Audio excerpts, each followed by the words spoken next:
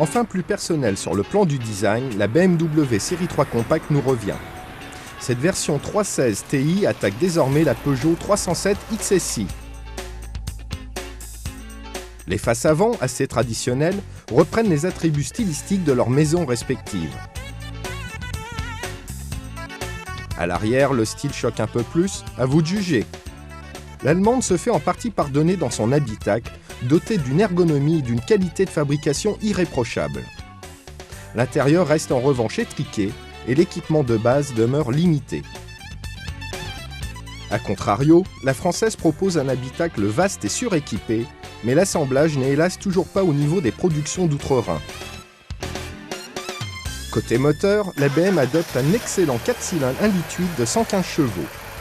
Cette brillante mécanique est bien épaulée par son système Valvetronic inédit qui supprime les papillons de gaz à l'admission. La Sochalienne, quant à elle, doit se contenter d'une motorisation sans panache, mais heureusement plus puissante, un 4 cylindres 2 litres de 138 chevaux. Grâce à cette généreuse cavalerie et un poids de seulement 1200 kg, la 307 s'en sort plutôt bien, même si ce n'est pas flagrant à son volant.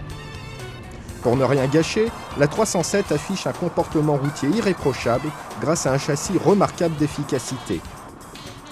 Face à ce rail de la route, la BMW a fort à faire, mais elle est loin d'être ridicule. Assis au ras du bitume, le conducteur sent mieux sa voiture et ressent un plaisir de conduite plus intense malgré ses 1380 kg. Sur autoroute, ces disparités se font également ressentir. La BMW, qui plafonne tout de même à 201 km/h, doit rendre 4 malheureux petits km/h à la Peugeot. Proposée au tarif prohibitif de 139 062 francs, la BMW 316 Ti Compact fait payer vraiment trop cher son logo prestigieux et son réel agrément de conduite.